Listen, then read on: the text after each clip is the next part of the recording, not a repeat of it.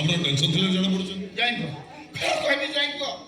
মো পুଅ বহু মটর বিরিয়ানি খাইବାକୁ ଭଲ ପାଆନ୍ତି ବୋଲି ତମ ମା ଆଉ ତମ ସ୍ତ୍ରୀ କହି ଦଉନାହାନ୍ତି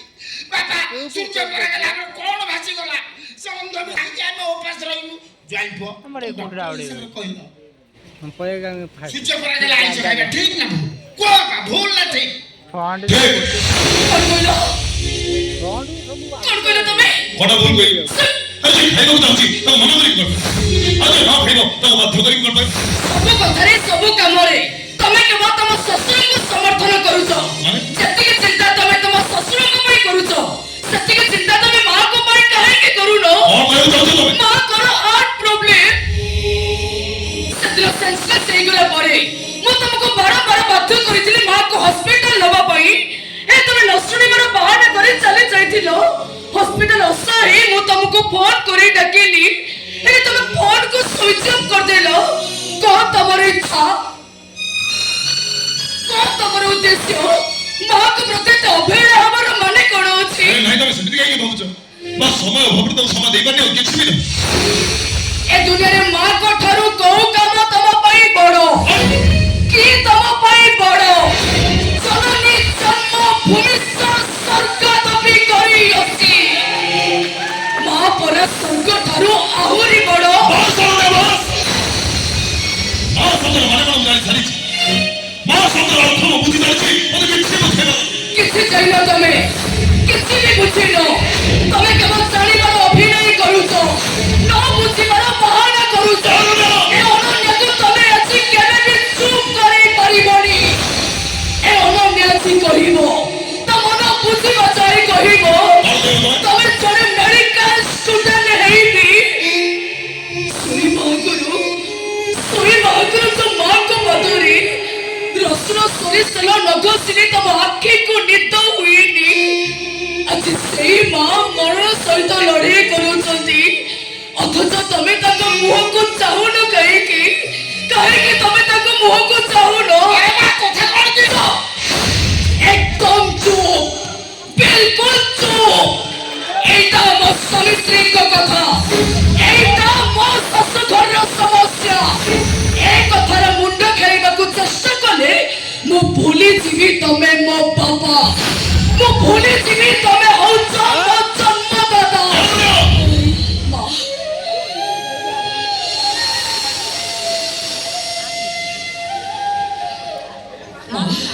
ଆପଣ ଶୋଇଥିଲେ ଉଠି ଆସିଲେ କାହିଁକି କେତେ ଆଉ ଶୋଇବି ରେ ମା ମତେ ଆପଣଙ୍କ ଦେହ ପୁରା ଭଲ ନାହିଁ ମତେ କିଛି ଭଲ ଲାଗୁନି ମାଙ୍କ ମେଡିସିନ କାହିଁ ମୁଁ ତମକୁ ପଚାରୁଛି ମାଙ୍କ ମେଡିସିନ କାହିଁ ଚାରିଦିନ ହେଇଗଲା ମୁଁ ତମକୁ ବାରମ୍ବାର କହି ଚାଲିଛି ମାଙ୍କ ପରିସ୍ଥିତି ଏତ ଭଲ ନାହିଁ ମା ମେଡିସିନ ଖାଇବା ନିହାତି ଦରକାର ସବୁ ଦେଖି ସବୁ ଶୁଣି ତମେ ତାଙ୍କ ଡାକ୍ତର ପୁଅ ହେଇ ମାଙ୍କ ପ୍ରତି ଅବହେଳା କଣ ପାଇଁ ତାହେଲେ ମା ମୋ ପୁଅ ମୋ ପାଇଁ ମେଡିସିନ ଆଣିଛି ଯଦି ଆଣିଛନ୍ତି ତାହେଲେ କାହିଁ ସେ ମେଡିସିନ କୁଆଡେ ଗଲେ ସେ ମେଡିସିନ ଆପଣ ଏପର୍ଯ୍ୟନ୍ତ ମେଡିସିନ ଖାଇବା ଆରମ୍ଭ କରିନାହାନ୍ତି କାହିଁକି କଣ କି ସେ ମେଡିସିନ କୋଉଠି ଥୋଇ ଦେଇଛି ବା ମା ବା ଏଇଟା ଆପଣଙ୍କ ଜୀବନ ମରଣର ସମସ୍ୟା ଏତେ ପରେ ବି ଆପଣ ଆପଣଙ୍କ ପୁଅକୁ ଏତେ ଭଲ ପାଆନ୍ତି ଯେ ତାଙ୍କ ଭୁଲ ଲୁଚିବା ପାଇଁ ଆପଣ ମିଛ କହୁଛନ୍ତି ନା ମିଛ କହୁଛନ୍ତି ନା ଆରେ ମା ମିଛ ନୁହେଁ ମୋ ଶାଶୁ ସତ କଥା କହୁଛନ୍ତି ଜୟନ୍ତ ମେଡିସିନ ଆଣିଥିଲେ ମୁଁ ମୋ ମେଡିସିନ ତାକୁ ଖାଇ ଦେଇଛି ମୁଁ ତମକୁ ହାତ ଯୋଡ଼ି ଅନୁରୋଧ କରୁଛି ଯେତେ ଶୀଘ୍ର ପାରୁଛ ତମେ ଏଠୁ ଚାଲିଯାଅ ତା ନହେଲେ ତମର ଏମିତିକା କଥା ଶୁଣି ମୋ ପାଦରୁ ଜୋତା ତମ ମୁହଁ ଫଟେଇ ଦେବ ଏମିତି କଣ କହୁଥିଲ ମା ସେ ପରା ତୋ ବାପା ବାପା ବୋଲି ପରିଚୟ ଦେବାକୁ ମତେ ଲାଜ ଲାଗୁଛି ମା ଇଏ ଯଦି ପ୍ରକୃତରେ ମୋ ବାପା ହେଇଥାନ୍ତେ ମୋ ଶାଶୁଘରର ସମସ୍ୟାର ସମାଧାନ କରିବା ବଦଳରେ ଏ କଣ ସମସ୍ୟାକୁ ବଢେଇବାକୁ ଚେଷ୍ଟା କରନ୍ତେ ନାହିଁ ଲୋ ମା ଏଥିରେ କାହାରି କିଛି ଦୋଷ ନାହିଁ ମୁଁ କେବଳ ମୋ ପୁଅ କଥା ଭାବୁଛି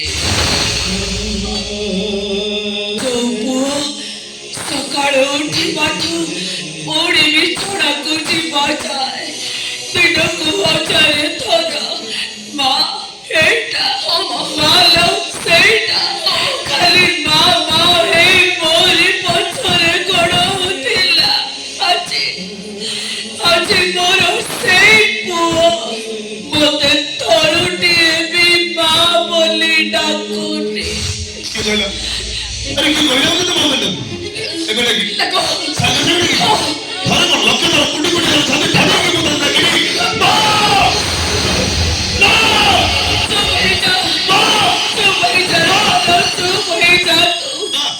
ତୋ ମୁହଁରୁ ଏମିତି ମା ଡାକ ଶୁଣି ମତେ କଷ୍ଟ ହଉଛି, ଯନ୍ତ୍ରଣା ହଉଛି ମତେ। ଅନେକ ଥର ମୁଁ ଆତ୍ମହତ୍ୟା କରିବାକୁ ଚେଷ୍ଟା କରିଛି, କିନ୍ତୁ ଏଇ ପୁଅ ମୁହଁରୁ ମା ଡାକ ଶୁଣି ମୁଁ ଆତ୍ମହତ୍ୟା କରିପାରିନି। ଆଜି ମୋର ସେଇ ପୁଅ ମୁହଁରୁ ଏମିତି ମା ଡାକ ଶୁଣି ମତେ ବଞ୍ଚିବାକୁ ଇଚ୍ଛା ହଉନି। ମା ତ ସେମିତି କାହିଁକି ଭାବୁଛୁ କହିଲ? ମୁଁ ବଦଳି ଯାଇନି ନା, ମୁଁ ତ ଲୋକ କୃଷ୍ଣ ଥିଲି, ସେଇ କୃଷ୍ଣ ହିଁ ଅଛି, ମୁଁ ଜମାରୁ ବଦଳି। ତୁ ହୁଏତ ଠିକ ସେଇଆ ଥାଇପାରୁ, ହେଲେ ମତେ ଯେମିତି ଲାଗୁଛି ସବୁ କିଛି ଓଲଟ ପାଲଟ ହେଇଯାଇଛି। ମୋ ପୁଅ ମୋ ଅଧା ରାତିର ସାଥୀ ମୋ ହାତ ଛାଡ଼ି ଦେଇଛି।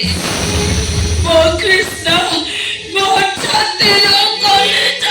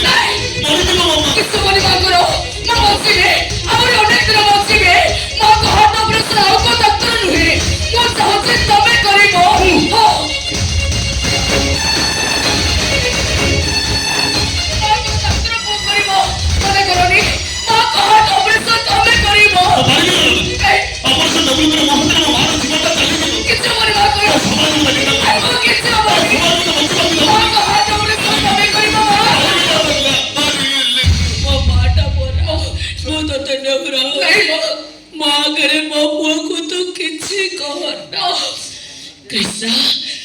मोर हार्ट ऑपरेशन करिबा कोन दरकार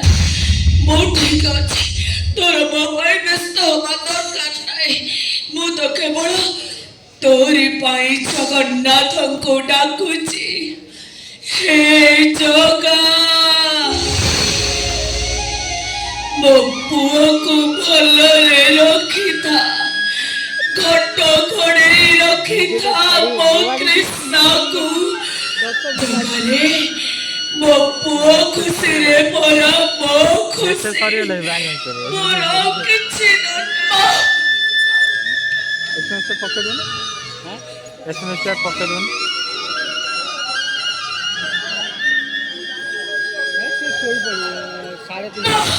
मैं कथा के सुने जा तो मां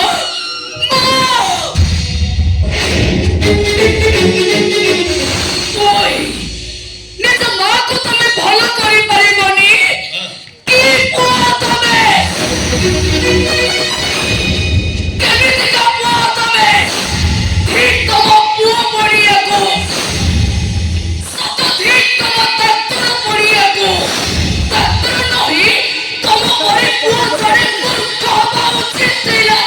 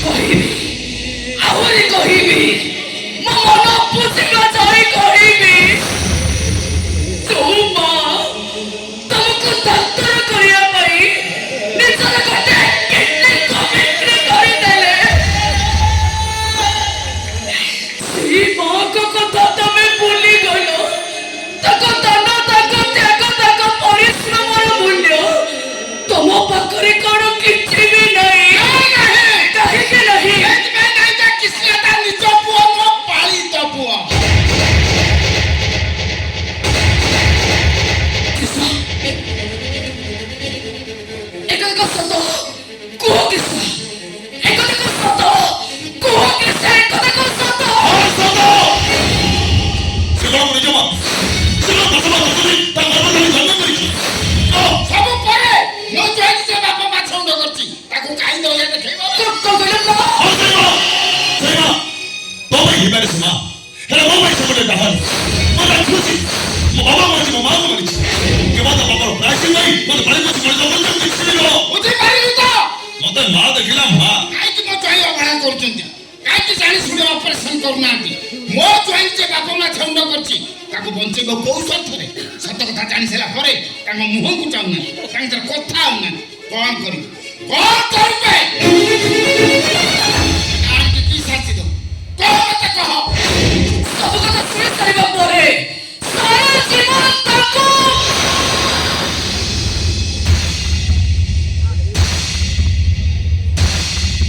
ଦେବୀ ଭାବରେ ପୂଜା କରିବି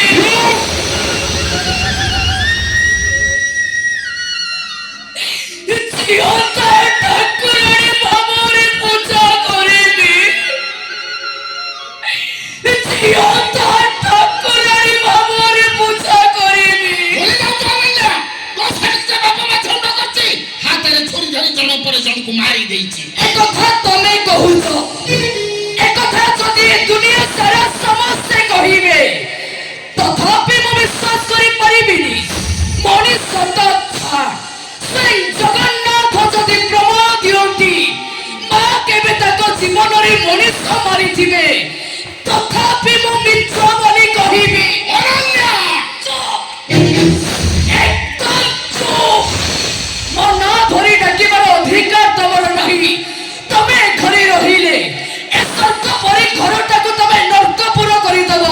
ତମେ ସେ ଘରୁ ବିଦା ହବା ଦରକାର ଏଇଟା ତମେ ନୁହେଁ ତମ ପୁଅ ବହୁ ସମସ୍ତେ ଘରୁ ବିଦା ହବା ଦରକାର ଆଉ ତମମାନଙ୍କୁ ବିଦା କରିବା ବ୍ୟବସ୍ଥା ମୁଁ କରିବି ମୁଁ କିଛି କରିପାରିବୁନୁ ସବୁ ଦେଖିବୁ ଶୁଣିବୁ ଚୁପ୍ ରହିବୁ ତା ବ୍ୟବସ୍ଥାଟା ମୁଁ କରିଦଉଛି ଯାଇବ ବହୁତ ହେଇଗଲା ଆଉ ହବା ଦରକାର ନାହିଁ ମୁଁ ଆସୁଛି ଲମ୍ବାକୁ ପଠେଇ ଦଉଛି ଆ କାମଟା ସାରି ଦିଅ ଆସୁଛି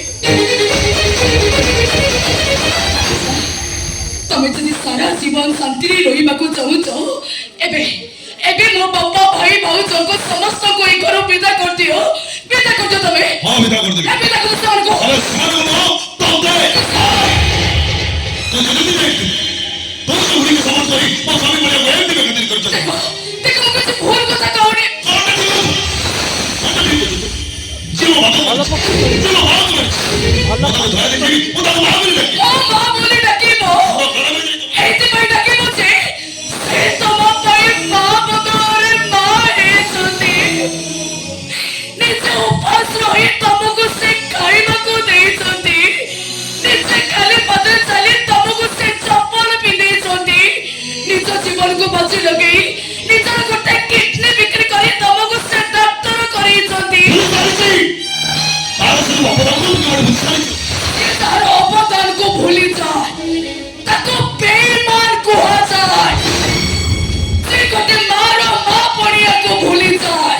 ତାକୁ ଅମଣିଷ କୃତଜ୍ଞ ବୋଲି କୁହାଯାଏ ରାଗର ବିଶ୍ୱାସ ବିଷୟରେ ଗୁଣକୁ ଚଳି ସାରିଛି କିନ୍ତୁ ପାଗଳ ହେଇସାରିଛି ପାଗଳ ଏଇ ଯୋଉ ପାଗଳ ଯୋଉ କୃଷ୍ଣ ଯଶୋଦାଙ୍କ ସ୍ନେହ ପ୍ରେମର ମୂଲ୍ୟକୁ ବୁଝି ପାରିଲେନି ସେ କୃଷ୍ଣ ହବାକୁ ଅଯୋଗ୍ୟ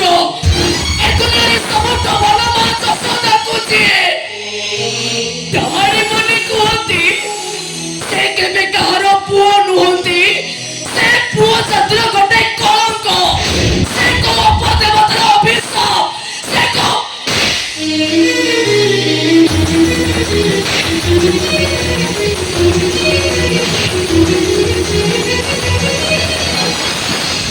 କୃଷ୍ଣ କଣ କରୁଛ ତମେ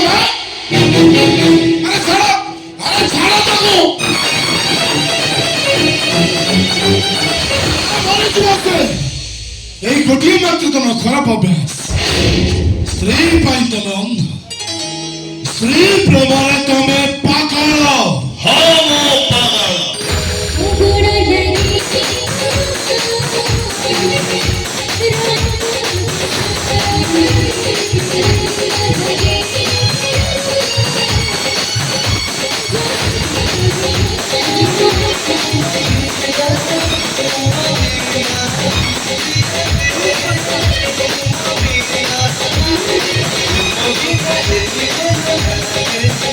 Thank